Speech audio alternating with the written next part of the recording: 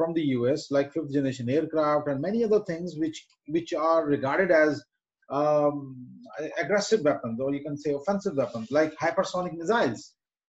Just to take out the North Korean missiles before it takes the Japanese, they carries out any nuclear attack or missile attack against the Japanese. Plus, they are also adding up THAAD, Patriot, and Aegis air defense system, which are highly sophisticated air defense systems from the US. So, in a nutshell, all these countries in this region, East Asia and Southeast Asia, they have already jumped in arms race. And who's responsible for this? United States of America, China, their bilateral issues, North Korea versus South Korea, and Japan, their bilateral issues. These are the reasons of extensive arms race in this region, which is now threatening the peace and security of Southeast Asia and East Asia. All right, so let's move forward.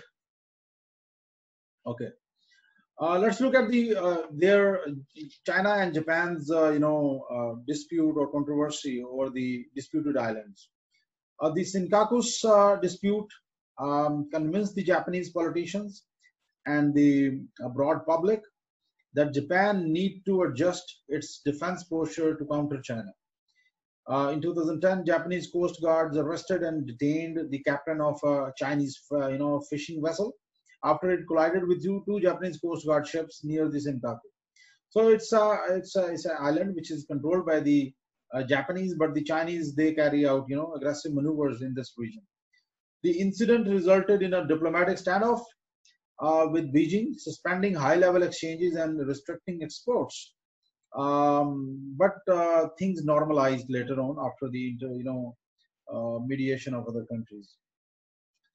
Chinese claims and their assertiveness over these islands definitely hold significance because they are close to the important shipping lanes, offer rich fishing grounds, and lie near potential oil and gas reserves. So this is the most important thing for the Chinese, and that is the reason that the Chinese are now claiming these areas, although they are controlled by the Japanese. Their strategically significant position have attracted the Chinese leadership, and they are not just going away. So let's look at the location of these islands, so you can better understand the position of these two countries.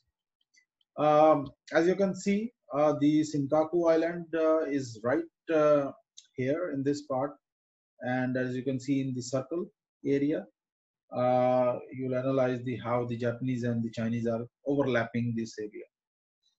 Senkaku Islands and other islands are right here, as you can see, and they are closer to the Taiwanese coast and East China Sea, and the Chinese believe that this area it belongs to them.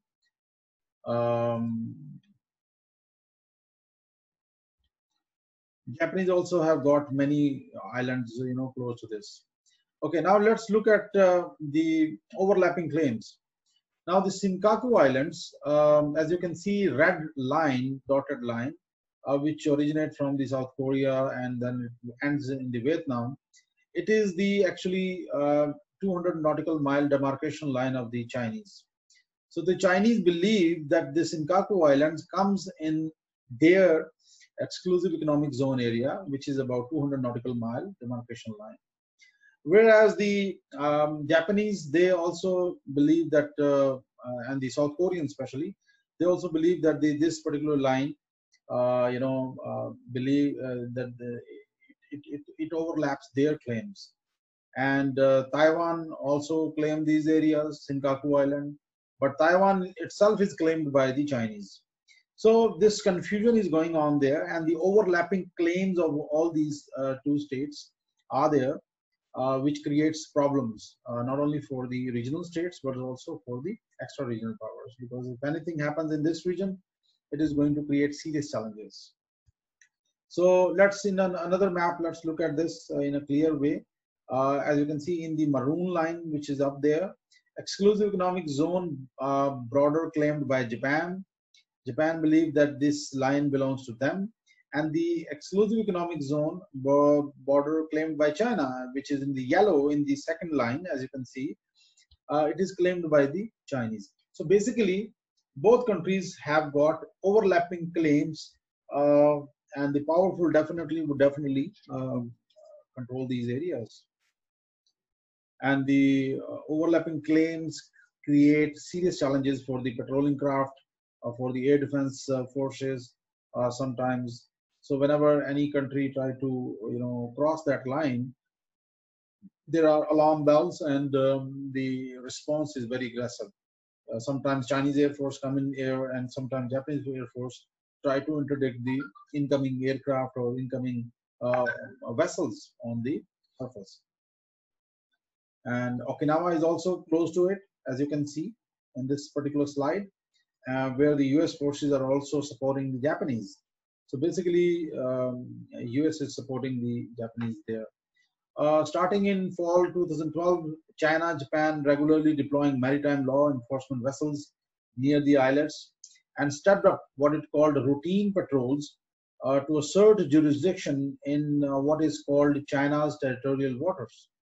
So both countries, they carry out assertive patrolling in this region, and which is definitely going to create controversy. Chinese military surveillance planes reportedly entered airspace that Japan considered its own, in what Japan's defense ministry called the first such incursion in 50 years. In 2003, both countries scrambled fighter jets. Japan drafted plans to shoot down unmanned aerial vehicles, UAVs of the Chinese. These were some of the scrambles. Scrambles का मतलब ये है कि whenever enemy aircraft try to enter your territory, your air force goes into the air and try to interdict them. तो इसको scrambling कहते हैं basically.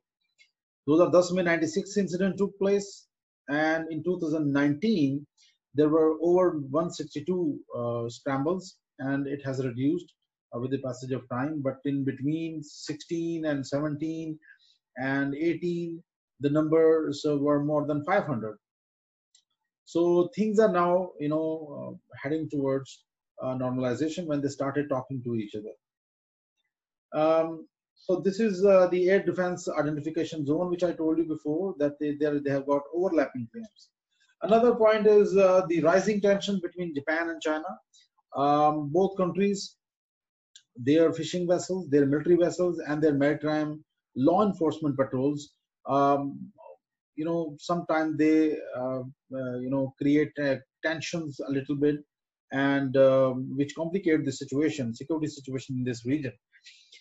China and Japan are at risk of escalating into direct conflict, which in turn could involve the US commitment to defend Japan, and that would be a really interesting scene.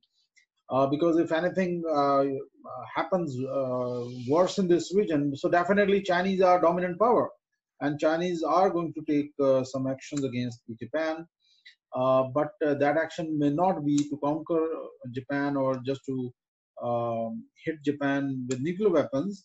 That might be a small scale skirmish, shooting down an aircraft or shooting down of submarines or vessels, surface ships.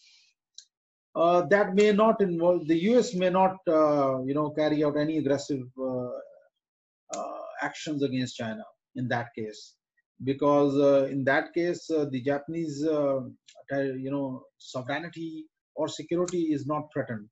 So US can get away, but and China will never cross the red line.